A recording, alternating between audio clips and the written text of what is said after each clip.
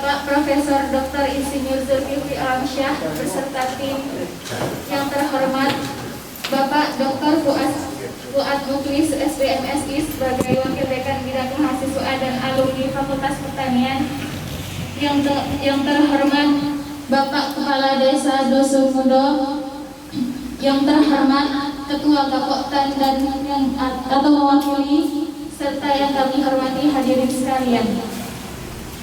Izinkanlah saya, Suryani, untuk memandu acara pada sore hari ini dengan susunan acara, yaitu yang pertama pembukaan sedang berlangsung, yang kedua yaitu kata sambutan dari Bapak Profesor Dr. Insinyur Zulkifli Alamsyah, yang ketiga kata sambutan dari Kepala Desa Dosumudo Pak Anggi Saputra SESY, yang keempat pemaparan materi oleh Bapak Dr. Fuad Muklis SBMSI, yang kelima yaitu presentasi atau diskusi tanya jawab dari presentasi tersebut. Acara terakhir yaitu adalah penutupan. Baiklah, kita memasuki acara yang kedua, yaitu kata sambutan dari Bapak Profesor Dr. Insinyur Zulkifli Alamsyah MSc. Kepada Bapak saya persilakan. Bismillahirrahmanirrahim. Assalamualaikum warahmatullahi wabarakatuh. Yang sangat kami hormati dan kami banggakan, saya salut sama beliau ini dari kelihatan Pak orangnya ganteng. Itu saya ucapkan pertama kali ketemu beliau. Jadi Datu Anggi Saputra sebagai Kades, Bapak Ibu, Bapak Basarika, dan Bapak semuanya, serta kawan-kawan dari Universitas Jambi. Saya perkenalkan pertama Dr. Muklis terlibat, kemudian ada juga tim kami juga sebetulnya, tapi dengan tujuan lain, Dr. Ernawati sama Dr. Mira, kemudian ada Mbak Gina, kemudian ada Suryani. Izinkan kami, pertama kami mohon maaf sekali kalau Bapak sudah diundang ternyata jam 2 dari sini gitu. Jam 2 dari mohon maaf itu karena info dari kami dapat jam 3, tapi yang delalannya ada saja hambatan, sehingga kami baru sampai hampir jam 4 tadi. Kemudian Pak Datu juga mengingatkan ini ntar lagi juga ada acara KMPI. Mudah-mudahan acara kita tidak akan lama. Intinya begini Bapak Ibu yang saya hormati, Bapak-Bapak terutama, berdasarkan pembicaraan kami dengan Datu Anggi beberapa waktu yang lalu, beberapa bulan yang lalu, bahwa kita menemukan ada semacam sedikit masalah internal di kelembagaan, sehingga kita menganggap bahwa ini mungkin kita bisa membantu memfasilitasi. Hasil penelitian kita, terutama di dalam penguatan kelembagaan, kita mempunyai pengalaman dari hasil itu sebetulnya implementatif untuk diterapkan. Artinya kami berkeyakinan penuh bahwa kalau lembaga kuat itu artinya daya tawar kita, anggota kelembagaan itu juga akan kuat, baik dari sisi kegiatan produksinya, terutama kalau di kita misalnya kita berkaitan dengan sawit, tentu saja di dalam mendapatkan sarana produksinya. Kemudian di aspek pasar juga kita mempunyai kekuatan. Jadi kelembagaan memang punya arti yang penting, harus dijaga kekuatannya, harus dijaga kekompakannya, dan itu hanya bisa terlaksana atas kebersamaan dari anggota. Kalau kita yakin bahwa kelembagaan itu dari kita, untuk kita, dan oleh kita, maka semuanya harus bisa kita wujudkan. Jadi pada dasarnya itu izinkan kami nanti Pak Dr. Fuad, walaupun diperkenalkan sebagai wakil dekan, beliau hadir di sini sebagai anggota kami. Jadi anggota tim kami ini saya sendiri sebagai ketua, kemudian ada Profesor Dompa Nabi Tupulu sebagai anggota, kemudian Dr. Fuad, kemudian Mbak Ina, sama satu lagi Pak Elvan Henry, mungkin juga sudah sering ya ketemu dengan kami. Jadi demikian Bapak Ibu yang kami hormati, Pak Dato yang dapat saya sampaikan. Terima kasih atas sambutannya. Jadi pada kesempatan ini sekali lagi kami ucapkan selamat datang di Desa Sumodo, Prof. Ustaz rombongan. Mohon maaf dalam penyambutan ini ada kekurangan dalam kami dalam pelaksanaan tempat, ada kurang kesalahan. Kami mohon maaf kepada Bapak Ibu sekalian, para dosen saja terutama, karena memang hadirnya Bapak Ibu sekalian di sini selain dari tim pengambil masyarakat juga mewakili kampus Universitas Jambi ya. Alhamdulillah kami senang dengan kehadiran Bapak Ibu sekalian dari tim Universitas Jambi atas nama pengabdian masyarakat ini, yang mana tujuan Bapak Ibu sekalian telah disampaikan oleh Pak Profesor tadi bahwa untuk penguatan kelembagaan Gapoktan Catur Menunggal dan kelembagaan kelompok tani yang ada di Desa Sumodo. Memang sebelumnya kita sudah pernah tukar pikiran dengan Pak Profesor bahwa kami memang saat ini memang terjadi kayak dualisme atau kurang klop kepengurusan di Gapoktan Catur Menunggal, ataupun kalau sudah klop kehebatan atau kepintaran seorang ketua itu. Ketua Gapoktan sudah pintar, tapi struktur di bawahnya kurang mendukung. Nah itu tidak bisa juga nampak. Capek Pak Sarif ini, beliau mengurus, misalkan dia sudah hebat, jalur lobbynya sudah hebat, jalur negosiasinya ke atas sudah hebat, jalur rekan-rekan kenalan di dinas sudah mantap. Tapi kalau seandainya di bawahnya kurang mendukung, atau di struktur sekretaris dan di ketua kelompok taninya kurang mendukung, nah beliau repot juga Pak Ibu sekalian. Beliau repot, pasti repot, karena beliau sendiri yang berniat untuk bergerak. Maka dari itu harapan kita kepada Bapak sekalian, satu lembaga ini dia harus kita kuatkan. Kalau ada kurang di sana sini, sama-sama kita perbaiki. Nah, kemarin saya sudah konsultasi sama Pak Sarif juga, kurangnya keaktifan dari ketua kelompok tani. Nah kalau itu kendalanya, ya kita ganti ketua kelompok tani yang bisa aktif, yang bisa membantu. Kapan Pak Sarif butuh data kelompok tani, kapan Pak Sarif butuh terkait dengan program dari kelompok tani, petani bisa langsung gerak, ketua kelompok tani langsung gerak. Tapi kalau ketua kelompok taninya gerak sendiri, atau ketika kita minta kerjasamanya dia acuh tak acuh, cuek, nah dia kan yang jadi korban anggota kelompok tani. Maka dari itu yang kita perbaiki apa yang menjadi kendala itu, apa yang menjadi kendala di kelompok tani itu kita perbaiki Bapak Ibu sekalian. Maka dari itu saya sampaikan beberapa kali, nanti dalam waktu dekat juga sekali lagi ketika kami mengundang atas nama pemerintah desa dan Gapoktan untuk merapikan kepengurusan kelompok tani, ya mohon sama-sama hadir. Hari ini memang Pak Prof, undangan kami belum maksimal tadi terundangnya, karena semalam memang diundang hari Rabu takut kelamaan, takut kelupaan, diundang hari Jumat takut kelupaan. Terus rencana undang mau hari Minggu dapat kabar duka abangnya Pak Wabuh, abangnya Pak Wakil Bupati kita meninggal di Kota Jambi. Jadi kemarin dari siang sampai malam jam 12 baru pulang itu merayakan jenazah di Kota Jambi. Jadi undangan itu baru mulai disebutkan pagi tadi. Nah jadi di situ terkendala untuk petani yang belum banyak hadir. Jadi juga yang sudah ada urusan lain dia izin pamit dulu.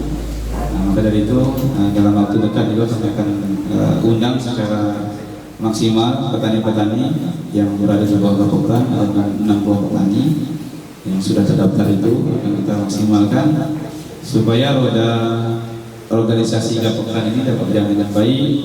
Program-program dari Gapoktan untuk kemajuan petani juga dapat berjalan dengan baik. Sebagai pengantar Bapak-bapak sekalian, sekarang ini yang kita pahami dan terjadi di mana-mana di Republik ini, mindset ya, paradigma atau perspektif pembangunan kita itu umumnya masih berorientasi pada peningkatan produksi. Jadi pemerintah itu secara umum mengajak kita untuk bagaimana produksi kita itu terus meningkat. Jadi kalau selama ini mungkin 1 hektar katakanlah 1 ton per bulan, kalau bisa ke depan bisa 1,5 atau 2 ton per hektar dan seterusnya. Nah, ternyata yang kita pahami, kalau kita hanya berpikir untuk seperti itu terus, faktanya kesejahteraan petani tidak juga meningkat dengan baik. Kira-kira begitu. Karena memang apa yang dicita-citakan oleh pemerintah belum sepenuhnya berhasil sebagaimana yang kita harapkan. Ada beberapa permasalahan utama yang coba kami paparkan. Pertama adalah posisi kita lemah. Terus saya nggak usah pakai berapa ya. Posisi kita Bapak Ibu lemah. Jadi posisi tawar petani dalam kegiatan pertanian itu secara umum lemah. Yang kedua, lemahnya ini bisa jadi karena keterbatasan kemampuan negosiasi kita. Jadi kemampuan kita untuk menentukan harga antara kita kelompok tani atau Pak Sarip sebagai ketua gabungan kelompok tani dengan PKS misalnya, itu secara umum masih lemah. Karena memang harga komoditi kita sebagian besar itu ditentukan secara sepihak oleh pembeli, baik di pangan termasuk mungkin perkebunan Pak Sarip. Kemudian permasalahan ketiga adalah penguasaan lahan yang terbatas. Jadi mungkin lebih tepatnya tidak merata. Ada beberapa kita yang lahannya sangat luas, tapi ada beberapa saudara kita yang lahannya sangat kecil, atau beberapa bahkan tidak punya lahan, hanya menjadi buruh tani. Itu Pak Sarip ya. Kemudian yang berikutnya yang coba kami inventarisir Bapak Ibu, pengetahuan ya, informasi terhadap masalah manajemen produksi kita juga secara umum masih rendah. Nah, menurut kami Bapak Ibu sekalian, ya, posisi tawar petani ya, yang jadi isu penting dalam meningkatkan kesejahteraan petani itu akan diperhitungkan jika kelembagaan kita kuat. Jadi kalau Gapoktan kita kuat Pak Sarip, kelompok tani kuat, itu akan menjadi posisi tawar yang baik dengan pihak PKS, perusahaan pabrik kelapa sawit. Tapi kalau posisi kita tidak kuat, posisi kita lemah, maka apa yang terjadi selama ini, harga itu tetap akan ditentukan oleh PKS. Kira-kira ya.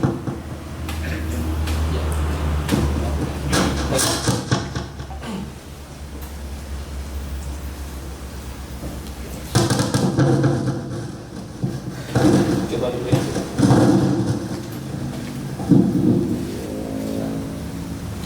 Bapak Ibu sekalian, nah kalau kita bicara permasalahan kelapa sawit ya, terutama petani sawit rakyat ya, yang sebagian besar ada di Indonesia. Jadi kira-kira seperti ini hasil studi SPKS tahun 2017 Bapak Ibu. Ada beberapa isu yang menarik untuk kita lihat ini, terutama terkait dengan kelembagaan. Yang pertama, petani kita belum didampingi oleh penyuluh. Betul Pak Sarip ya. Karena sebagian besar di Indonesia itu penyuluh pertanian itu lebih fokus ke pangan. Tapi untuk perkebunan, terutama perkebunan sawit rakyat itu masih sangat minim. Data studi SPKS menyebut lebih dari 90% seperti itu. Kemudian yang kedua, petani menggunakan pupuk tidak bersertifikat. Jadi ada lebih dari 50%. Petani menjual TBS ke tengkulak. Saya tidak tahu kalau di sini, kalau di kabupaten lain itu ada istilah istilah toke Korea.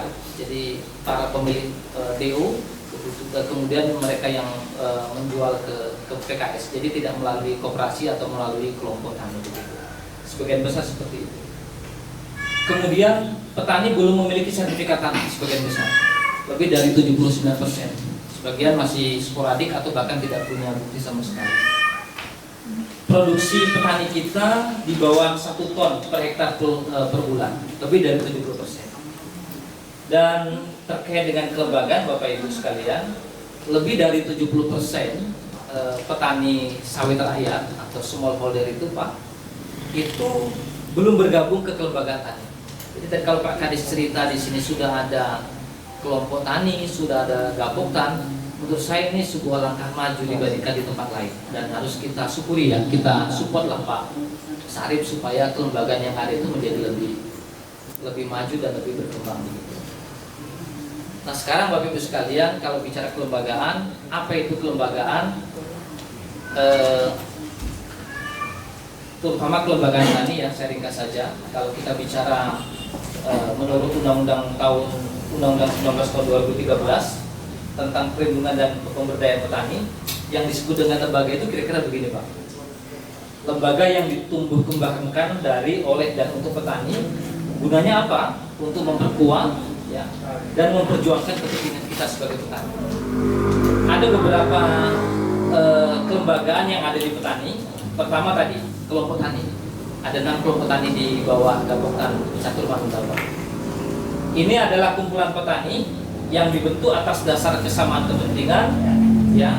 Kita punya kesamaan kondisi sosial ekonomi, kesamaan komoditi, ya, dan punya keakraban untuk meningkatkan serta mengembangkan usaha. Kira-kira definisi kelompok tani itu seperti itu. Lalu di atasnya itu ada Gaboktan yang dipimpin oleh Pak Sarip. Ini adalah kumpulan beberapa kelompok tani yang tergabung yang bergabung dan bekerjasama untuk meningkatkan skala ekonomi dan efisiensi usaha.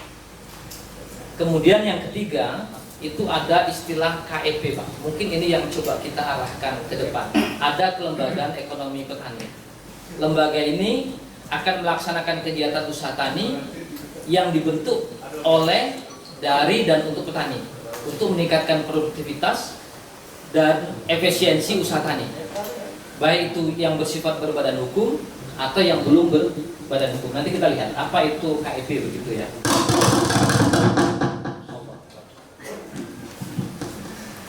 Nah, apa manfaat kelembagaan bagi kita Pak? Ya, apa manfaatnya? Kalau kita lihat dan saya yakin Pak Sarip dan Bapak Ibu sekalian sudah memahami. Kenapa kita harus berkelompok? Kenapa kita harus melembaga? Pertama, bagi kita persyaratan untuk mendapatkan bantuan dari pemerintah. Jadi kalau kita nggak punya kelompok, nggak bisa kita dapat bantuan Pak. Misalnya bantuan pupuk bersubsidi, alokasi pupuk bersubsidi kan terbatas. Jadi pemerintah hanya memberi kepada yang sudah berkelompok. Kemudian bantuan bibit yang bersertifikat. Lalu ada PSR, program peremajaan sawit rakyat.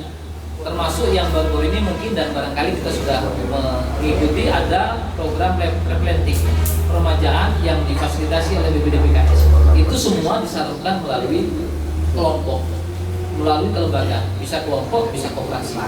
Nah ini kira-kira manfaat yang penting dalam hal persyaratan untuk mendapatkan bantuan dari pemerintah. Kemudian yang kedua Bapak Ibu sekalian, manfaat kelembagaan ini juga terkait dengan kalau kita ingin menjual TBS. Ada Permentan nomor 1 tahun 2018 tentang penetapan harga pembelian TBS. Itu kalau kita ingin menjual TBS ke PKS itu juga harus berkelompok. Jadi kalau di sini ada pabrik A, pabrik B produksi, kalau nggak berkelompok kita nggak bisa. Dan selanjutnya seperti yang disampaikan oleh Pak Kades tadi, syarat untuk mendapatkan sertifikat ISPO atau RSPO sebagai bukti bahwa kita melaksanakan sawit secara lestari, secara berkelanjutan, itu juga harus melembaga, tidak bisa secara perorangan. Perlu saya sampaikan juga. Tadi kita bicara ada tiga kelompok ya di dalam 3 lembaga di dalam kelembagaan pertanian. Tentu kita punya cita-cita ke depan itu bisa meningkat ya. kalau kita sudah punya kelompok tani dan sudah meningkat menjadi Gapoktan yang dipimpin oleh Pak Sarif, sebenarnya ke depan kalau bisa kita sudah mengarah kepada kelembagaan ekonomi petani, Pak Sarif. Bentuknya seperti apa? Bisa bentuknya korporasi. Jadi perusahaan pertanian. Cara kerja kita, orientasi kita sudah harus dengan cara-cara pendekatan bisnis. Tidak hanya sekedar berkelompok, tidak hanya sekedar berkumpul. Bagaimana kita mengembangkan kelompok itu dengan pendekatan-pendekatan bisnis, berorientasi pada keinginan untuk mendapatkan keuntungan yang besar. Lalu keuntungan yang besar itu bisa mensejahterakan anggota. Tidak hanya korporasi, kita juga bisa berbentuk badan usaha lain, bisa berbadan hukum atau belum berbadan hukum. Misalnya BUMDes. Jadi itu contoh-contoh kelembagaan ekonomi yang ada di pedesaan. Apa tujuan dari kelembagaan ekonomi ini? Ini kita arahkan untuk menjadi kelembagaan ekonomi. Jadi orientasi kita harus meningkat ke sana, sehingga itu bisa meningkatkan skala ekonomi. Skala ekonomi kita meningkat, kemudian usaha, efisiensi usaha, dan posisi tawar kelompok, posisi tawar gabungan kelompok tani juga bisa meningkat. Kira-kira begitu. Nah, bagaimana penguatan kelembagaan tani itu, Bapak Ibu? Ini kira-kira beberapa tahapan yang bisa kita lakukan, ya. Dari Poktan, ya, kemudian meningkat menjadi Gapoktan, lalu harapan kita bergerak menjadi kelompok ekonomi pertanian. Kalau di Poktan, nanti kita bisa periksa Pak Sarif, barangkali ada yang sama atau barangkali tidak sama persis. Barangkali yang dilakukan di Poktan adalah kita mengidentifikasi potensi.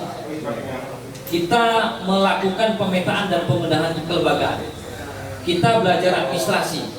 Kita belajar kelompok. Kalau di sisi kegiatan usaha tani, barangkali yang bisa kita lakukan adalah belajar teknis budidaya, belajar teknis pengendalian, termasuk teknis panen. Kira-kira itu yang dilakukan oleh kelompok tani. Ini dari beberapa referensi yang kita baca, Bapak Ibu. Lalu meningkat ke Gapoktan, maka peran Gapoktan itu lebih tinggi daripada kelompok tani. Jadi perencanaan usaha tani yang betul-betul matang, yang betul-betul berorientasi bisnis, itu bisa dimainkan oleh Gapoktan. Yang kedua, mengorganisir anggota. Jadi teman-teman yang punya potensi, teman-teman yang punya sumber daya, itu bisa kita organisir sehingga menjadi sumber daya, menjadi kekuatan yang besar untuk mengembangkan Gapoktan kita. Termasuk BINTEK, bimbingan teknis keuangan dan aset, sehingga aspek-aspek administrasi keuangan, kemudian pengelolaan aset itu bisa menjadi lebih bagus. Itu bisa dilakukan oleh Gapoktan ini, Pak Sarif. Apa yang bisa dilakukan di kegiatan usaha tani? Kita bisa membangun akses permodalan, ya. Kemudian kita bisa melakukan pengolahan hasil, pengelolaan alsintan, alat dan mesin pertanian, termasuk membantu kelompok tani, ya, dalam hal pemasaran. Kalau kita punya cita-cita untuk ke kelembagaan ekonomi pertanian, maka ke depan kita harus berorientasi kira-kira seperti ini. Perencanaan, kalau di Gapoktan kita baru bicara perencanaan usaha tani, mungkin di CAP kita sudah bicara perencanaan bisnis. Ini agak lebih ini, ya. Halo, tes. Oke. Tidak berbusuk, ya. Ada yang enggak tahu. Baik, saya lanjutkan. Jadi kita bisa melihat gambar ini, mudah-mudahan kita juga sudah punya gambaran dan punya cita-cita untuk meningkatkan orientasi kita. Kalau selama ini di Gapoktan, ke depan bisa mengarah ke CAP. Kita sudah punya perencanaan bisnis yang baik, kita sudah bisa mengorganisir usaha, kemudian termasuk pemanfaatan IT. Karena IT ini, Bapak Ibu, ini sudah menjadi sesuatu yang sangat penting. Kemana-mana orang sudah berbasis digital. Barangkali ke depan kita juga harus berpikir seperti itu. Digitalisasi itu sudah mengarah kemana-mana. Makanya ibu-ibu, ya, terutama itu sekarang lebih senang berbelanja lewat Shopee, lewat Tokopedia misalnya, daripada berdesak-desakan di pasar. Jadi ke depan praktek-praktek e-commerce ini juga akan mengarah ke semua bisnis termasuk kegiatan-kegiatan di pertanian. Kita menjual sawit barangkali ke depan sudah pendekatannya dengan IT, informasi-informasi tentang bisnis termasuk cara kita memasarkan dengan menggunakan IT. Oleh sebab itu perlu dipersiapkan juga sumber daya yang memang betul-betul memahami dan bisa membantu Gapoktan untuk pemanfaatan IT. Dengan demikian, kalau ini bisa dilakukan, kita bisa mengarah ke goods agriculture practice ya, GAP. Oke. Kemudian goods manufacturing practice dan prinsip-prinsip korporasi, prinsip-prinsip perusahaan yang berjalan itu bisa dilakukan di sini. Nah, terakhir Bapak Ibu sekalian, tentu terkait dengan upaya kita untuk meningkatkan kelembagaan, kita berharap yang tadi ya terjadi transformasi, terjadi perubahan kelembagaan petani menjadi korporasi petani. Kalau kita bicara kelembagaan tani, di situ ada Poktan dan Gapoktan, maka ke depan kita bercita-cita terjadi transformasi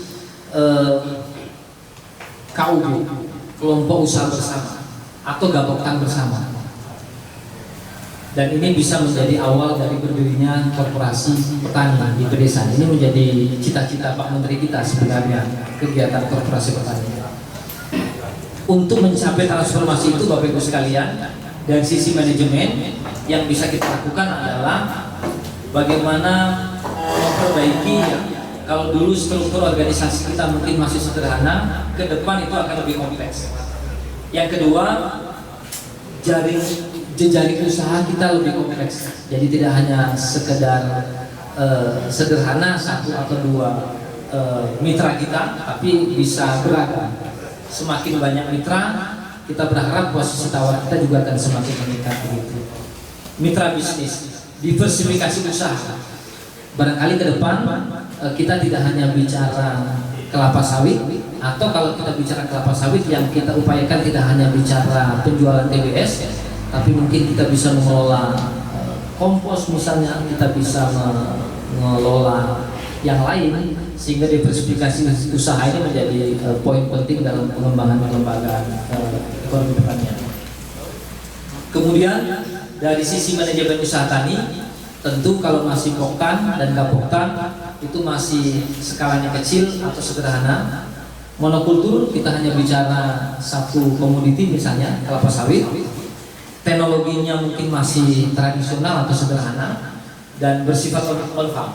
Tapi kalau kita mengarah kepada transformasi menjadi korporasi atau menjadi Gapoktan, kelompok usaha bersama, tentu ke depan kita harus punya cita-cita usaha tani kita harus berskala lebih besar dari yang ada sekarang. Yang kedua, multi komoditas. Jadi barangkali tidak hanya satu komoditi. Kemudian kita juga harus bicara integrasi on farm dan off farm.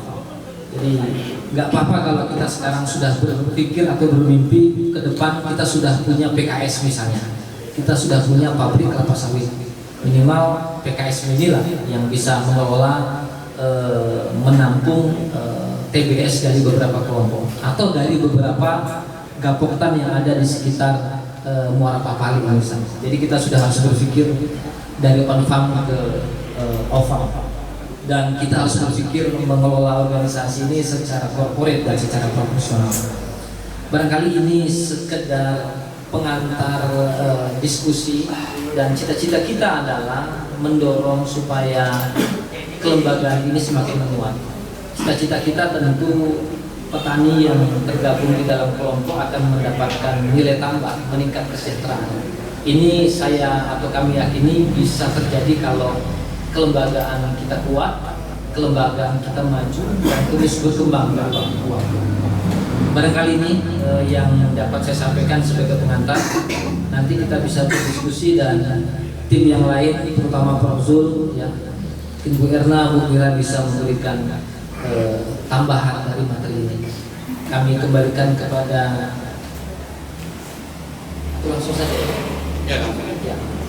Barangkali ini Pak, kalau ada hal yang ingin disampaikan silakan saja. Nanti kita akan diskusikan bersama. Yang ingin kami sampaikan di sini Pak, ada beberapa hal yang mungkin tadi memang saya ikuti dari awal sampai akhir paparan dari Bapak. Ingin saya sampaikan bahwa untuk petani Desa Wisnumodo ini sudah kita daftarkan untuk STDP Pak. Jadi sudah 80% kita daftarkan semua, termasuk titik koordinat semua kebun sudah kita ambil semua. Kecuali yang masuk kawasan itu tidak sudah kita daftarkan, tapi ternyata itu termasuk dalam kawasan sehingga dikeluarkan. Ada beberapa lahan yang setelah kita daftarkan ternyata bermasalah masuk ke HGU dan kawasan hutan. Selebihnya sudah kita daftarkan, tinggal keluar STDP-nya saja. Sekitar 185 petani yang sudah kita daftarkan dari 75 yang sudah keluar STDP-nya, Pak. Kemudian juga di sini sebelum terjadi COVID, kita 1 bulan sekali sudah melaksanakan penjuluhan.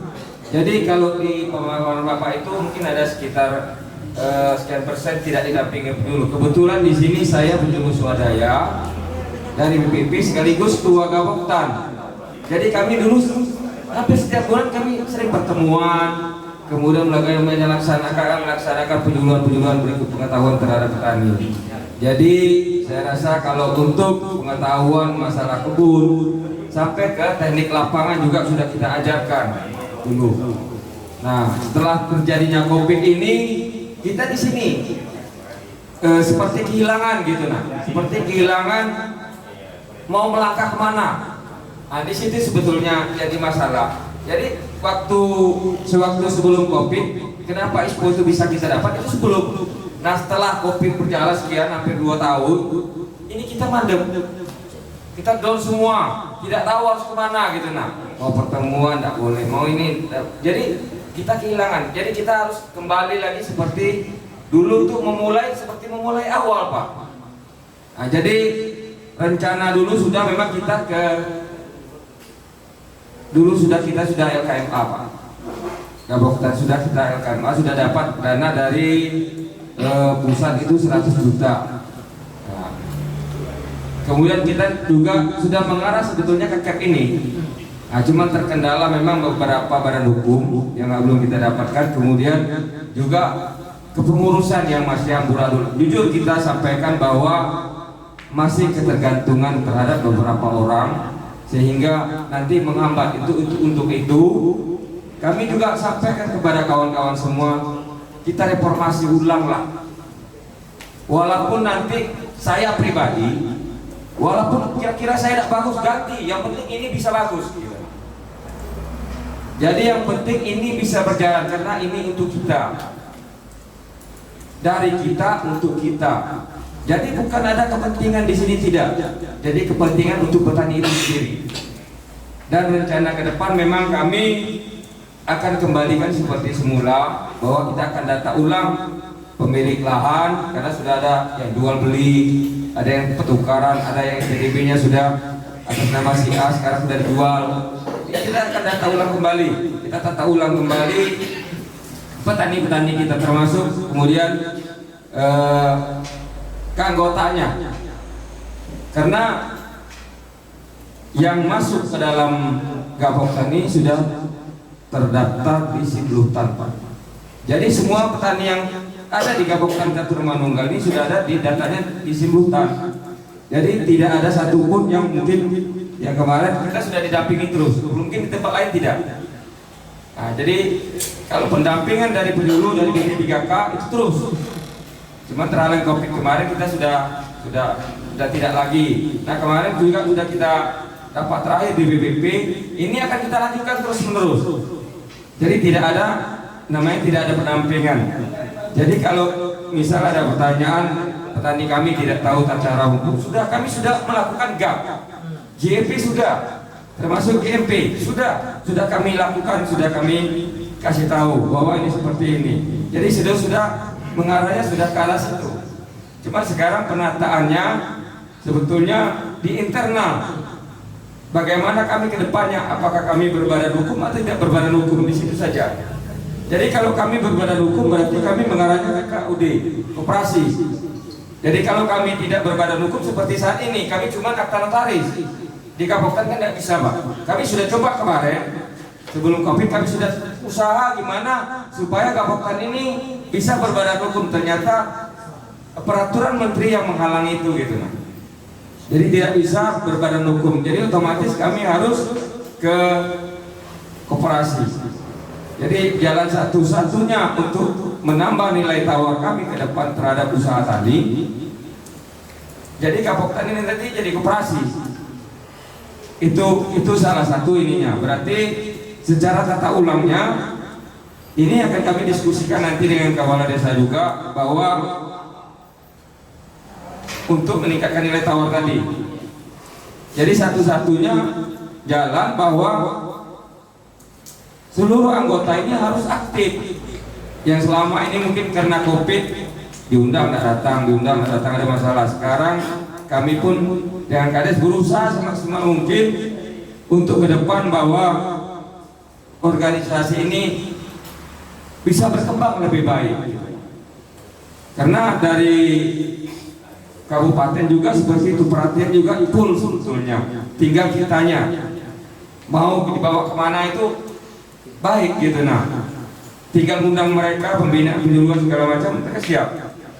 Jadi saya kira itu, Pak, yang bisa kami sampaikan untuk sore ini. Ya, terima kasih. Wassalamualaikum warahmatullahi wabarakatuh. Kalau nggak Covid, rutin berjalan setiap bulan sebagaimana mestinya. Perhatian pemerintah kabupaten, baik dinas perkebunan maupun BP3K juga sudah sangat baik. Termasuk Pak Sarip sendiri ternyata adalah penyuluh swadaya. Jadi tahu persis persoalan-persoalan yang ada di petani kita dan intens mendampingi petani-petani kita terhadap masalah-masalah teknis budidaya terutama, Pak. Tapi tadi saya menangkap memang persoalannya ada pada setelah sekian tahun ya, setelah dua ulang tahun ya nih si corona ini ya, ini agak tercerai-berai mungkin, Pak ya, dan harus menata ulang. Jadi perlu kerja keras, Pak, untuk melakukan penataan itu. Dan yang kedua adalah tentang cita-cita kita untuk mengarah kepada CAP ini. Apakah kita tetap bertahan dengan Gapoktan atau kita akan beralih menjadi koperasi dan berbadan hukum, sehingga posisi tawar kita akan menjadi lebih kuat, terutama dalam hal pemasaran TBS barangkali itu ya. Saya mohon Pak Prof. Zul barangkali bisa memberikan ulasan atau jawaban dari terutama yang terakhir tadi mungkin, Prof, mengenai cita-cita kelembagaan kita dari Gapoktan untuk menjadi CAP ini mungkin, Prof. Kami memahami bahwa Catur Manunggal ini adalah Gapoktan yang sudah kita acungkan jempol. Informasi dari Bu Erna, dari Prof. Dompak itu banyak sekali mengenai Catur Manunggal, Pak Syarif. Jadi ketertarikan kita ke sini salah satunya adalah keberhasilan. Kemudian ketika kita terakhir datang ke sini, kita akhirnya mendapatkan informasi ya, termasuk yang Pak Syarif sampaikan itu oleh Kades Dato' Andi waktu itu. Memang kalau termasuk yang disampaikan oleh Pak Fuad tadi, jadi pengembangan kelembagaan ekonomi itu memang sebaiknya dia berbadan hukum, Pak. Karena dengan berbadan hukum itu aksesibilitas kita terhadap berbagai sumber-sumber terutama ya Pak ya, terutama pembiayaan itu harus badan hukum. Kemudian akses kita untuk mendapatkan ya tadi pembiayaan, bantuan-bantuan lain ini juga menuntut adanya badan hukum. Jadi koperasi atau apapun namanya itu menurut saya itu cita-cita yang harus diwujudkan, Pak. Apalagi Gapoktan Catur Manunggal ini sudah aktivitasnya sudah sangat baik menurut saya, apalagi dengan ISPO-nya. Kemudian Kalau nggak salah saya juga dapat informasi anggota juga sebagian kan tidak sudah lepas dari perusahaan Pak ya, tidak ada keterikatan apapun lagi. Nah ini kan jadi keharusan lagi gitu kan. Dengan kemandirian kita seharusnya kita harus mampu gitu. Kami pernah memfasilitasi kelompok tapi di karet Pak, di Muhajirin yang kami anggap juga potensial. Waktu itu saya ada kelompok juga. Jadi kami menganggap bahwa kelompok itu cukup potensial untuk dikembangkan, terutama di dalam pengolahan karet waktu itu. Dan ada dana yang disediakan, tetapi sudah ditawarin sampai 2 miliar waktu itu, tetapi tidak bisa karena tidak berbadan hukum. Akhirnya kami mencoba membantu menguruskannya, dan kami minta tolong sama Kepala Dinas Koperasi Muara Jambi. Dalam waktu 2 bulan akhirnya badan hukumnya dapat. Setelah kita ajukan ke sumber pembiayaan, rupanya harus berpengalaman 2 tahun. Harus berpengalaman, ya benar. Artinya tidak apa-apa Pak, dari sekarang kita usahakan badan hukumnya segera, paling tidak untuk mencapai pengalaman tadi. Walaupun kegiatan kita belum ada gitu, tapi memang paling tidak ada dulu badan hukumnya. Nah kemudian untuk mencapai kooperasi ini memang tantangannya luar biasa Pak, terutama yang kami pelajari di petani karet waktu itu. Tadi unsur trust tadi, unsur trust, kepercayaan sesama anggota dan antara anggota dengan kepengurusan, itu yang harus kita bina. Ada semacam sistem kebersamaan ekonomi Pak Syarif pasti sudah dapat ya Pak ya, sistem kebersamaan ekonomi menuju kemitraan itu bagus sekali Pak kalau kita implementasikan. Jadi bagaimana di dalam sistem kebersamaan ekonomi itu rasa kebersamaan sesama anggota pengurus dan pengurus sendiri itu ditumbuhkan, sehingga memang dari untuk dan oleh itu memang betul-betul diwujudkan. Setiap kita punya satu bahasa. Nah kalau itu sudah bisa kita capai, ya koperasi sudah insya Allah akan jalan dengan baik gitu. Kita kan selama ini guyonan orang tuh kan Pak KUD gitu ya. Ya ketua mohon maaf kan ini guyonan yang notasinya negatif gitu ya. Selalu biaran ketua untung-untungan itu yang kita harus hilangkan gitu. Jadi prinsip kebersamaan inilah yang harus kita bangun. Jika diizinkan Bapak, ada sudah kami insya Allah bersedia hadir lagi ke sini, kita coba bahas secara detail, terutama kalau Pak Sari menginginkan bagaimana kita menuju itu, atau salah satu lagi yang tadi peluang juga kita bisa lakukan bersama nanti bagaimana merestrukturisasi tadi, bukan restrukturir, barangkali membangun kebersamaan tadi. Ya kami ya ini manajer kami itu Bu Gina ya, jadi kami insya Allah bersedia untuk bisa hadir sekali lagi ke sini dan kita fokus bicara itu, walaupun mungkin tidak terlalu besar anunya gitu Pak ya, kita mau betul-betul bekerja mempersiapkan itu. Demikian barangkali Pak Muhammad. Saya memang secara umum setuju dengan apa yang dikemukakan oleh Pak Dr. yang pemateri tadi, bahwa semua termasuk mindset, kemudian posisi tawar dan semuanya itu saya sependapat. Kemudian saya juga apresiasi dengan ketua kita Pak, memang beliau sangat gigih untuk memperjuangkan berjalannya Gapoktan Semudro sampai kemudian konsep Expo dan yang lain-lain, bantuan-bantuan dari pelaksanaan yang sudah bagus lah sebelum COVID, sesuai yang disampaikan Pak Syarif tadi. Cuman kita perlu juga terkait masalah yang Bapak sampaikan tadi di dalam materi kelembagaan tadi, saya setuju terhadap posisi tawar dan orientasi bisnis dari Gaputan itu sendiri. Perlu saya sampaikan bahwa kondisi Dusun Mudo ini memang lain dari yang lain, Pak. Terkait masalah hilir, masalah pemasaran produksi. Dusun Mudo ini dari kilometer 86 sampai kilometer 94 itu kisaran 8 kilo ya. Itu sudah ada penampung buah, ram namanya, bukan tengkulak. Itu sudah ada 5 ram. 1 kilo 1 Ya, 5 ram. Nah, ram itu bukan tengkulak kalau menurut saya, nanti kalau dikoreksi ke kawan-kawan yang lainnya. Tapi sepengetahuan saya itu bukan tengkulak, tapi sudah jadi pabrik. Kenapa? Karena dia, pengertian saya tolong dikoreksi, dia perpanjangan tangan dari pabrik. Jadi kalau misalnya pabriknya di Jambi, dia tuh buat pabrik di lokasi sekarang. Dan di situ sudah 5 ram. Dan terkait masalah harga, itu bersaing, Pak.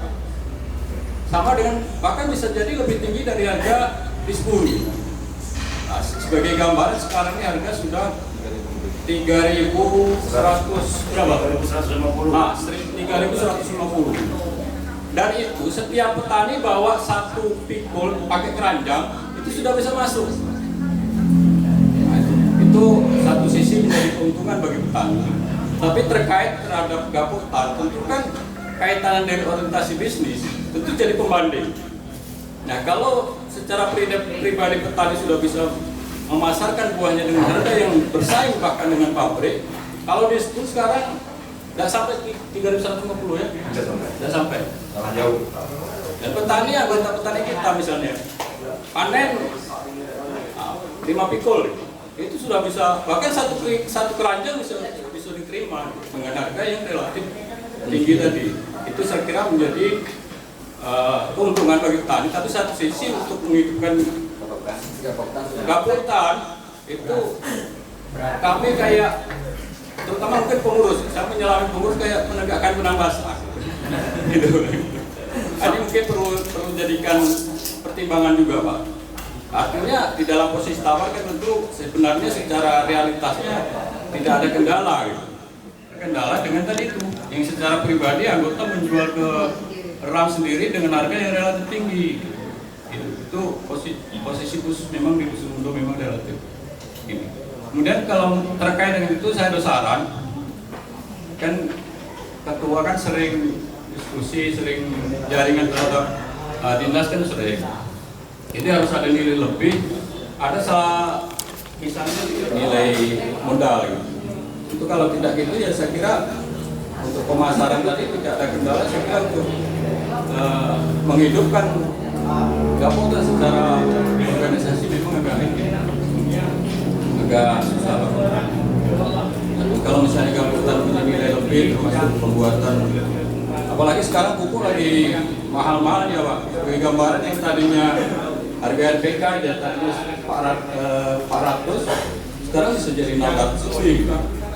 Terima kasih Pak Jadi. Ini menarik juga nih fakta di Dusun Mudo yang ternyata ada fenomena menarik juga ya di pemasaran. Jadi ternyata loading ram yang ada di tempat kita yang jumlahnya 1 kilo 1 ram itu berani membeli dengan harga di atas harga yang ditetapkan oleh Dinas Perkebunan yang per minggu itu. Para pemilik itu, walau alam kalau ke ram begitu. Persoalan pertama itu adalah tentang transparansi dalam hal penimbangan yang kadang-kadang itu menjadi rahasia umum tapi tidak pernah kita ungkap. Misalnya kalau timbang itu 90 misalnya, itu kan dia harus di angka 100 ya, tapi kalau belum lalu digenepin. Tapi waktu menggenepin biasanya tidak dipotong tandanya kan, tapi langsung ke satu tandanya itu yang ditimbang begitu. Karena ini digital. Oh ini digital ya? Itu berarti ini sudah lebih maju. Ini di tempat lain. Tapi yang jelas menurut saya setiap perusahaan pasti orientasinya profit dan tidak mau dia akan rugi. Artinya kalau dia membeli di atas diskon, dia pasti akan mendapatkan untung lebih ketika menjual ke pabrik induk di Jambi misalnya atau di PKS. Sehingga dengan membeli di harga itu dia sudah mendapat keuntungan.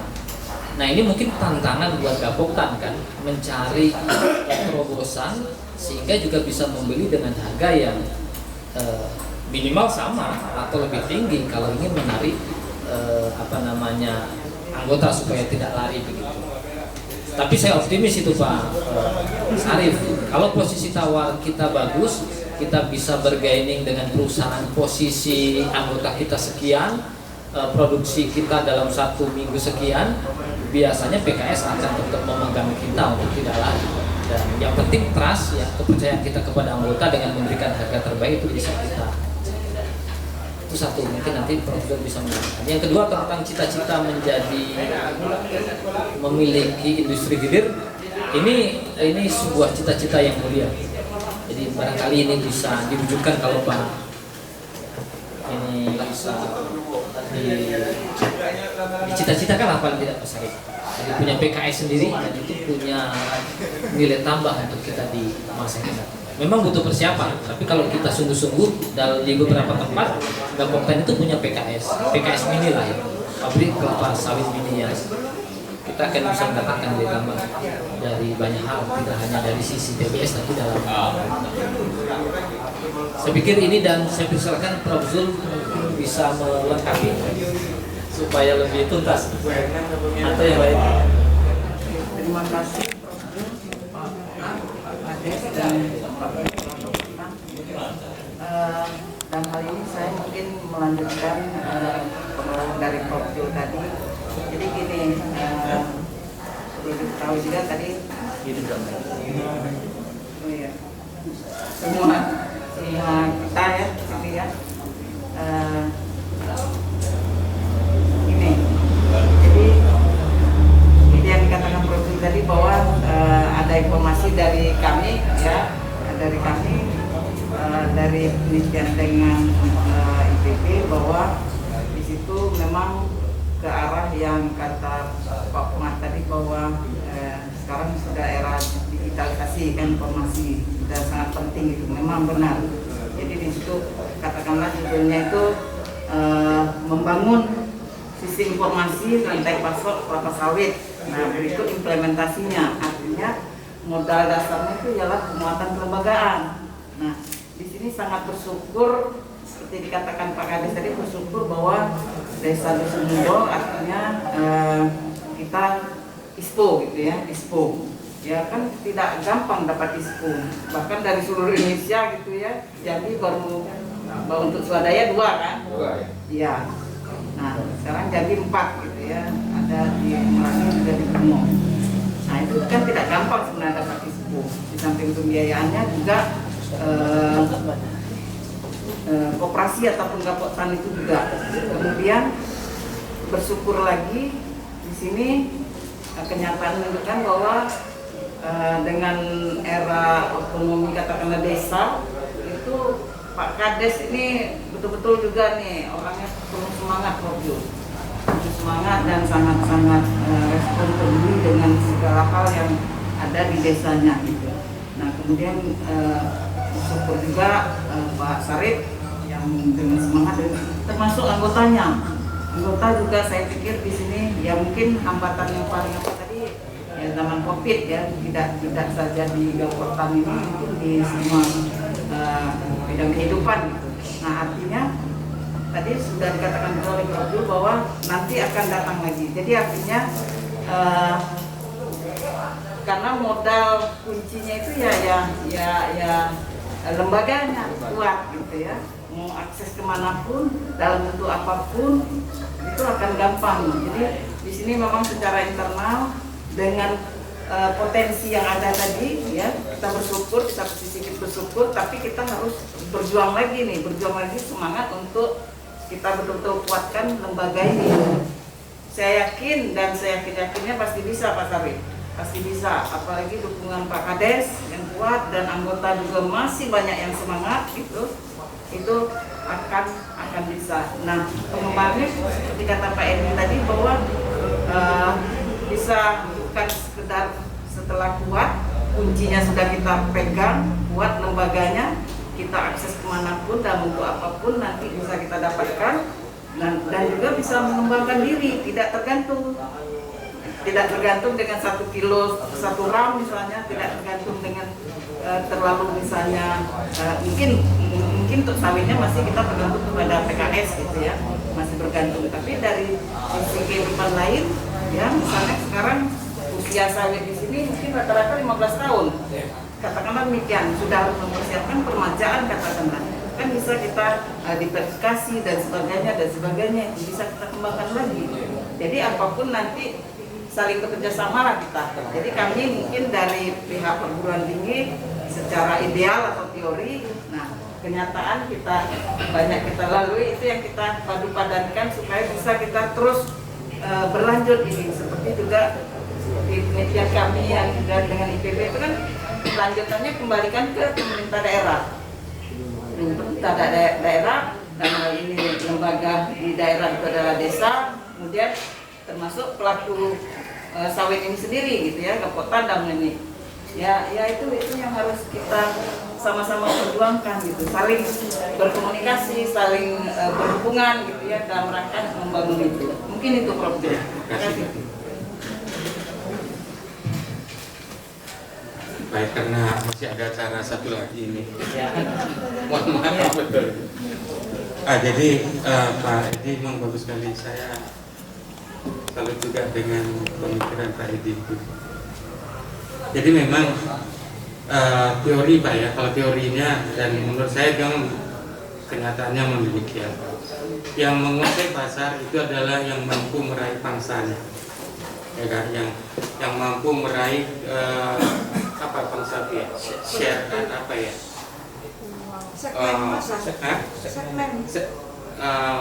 Jadi kalau ada 100% kebutuhan di pasar, lalu siapa yang paling besar bisa meraih itu yang yang mendominasi ya. Jadi itu udah otomatis teorinya memang demikian, karena di kenyataannya ini pengalaman kami juga di membina petani di Karet juga, kami juga berhadapan dengan berbagai permasalahan. Kalau di sawit saya tidak yakin ada semacam trik seperti itu. Kalau di karet ada upaya untuk menaikkan harga dari harga yang berlaku. Tujuannya hanya satu, menghancurkan kelembagaan, menghancurkan kelompok. Itulah pemaparan dan diskusi kita sore hari ini mengenai penyuluhan penguatan kelembagaan petani kelapa sawit Surabaya di Desa Dusunmudok, Kecamatan Muara Papali.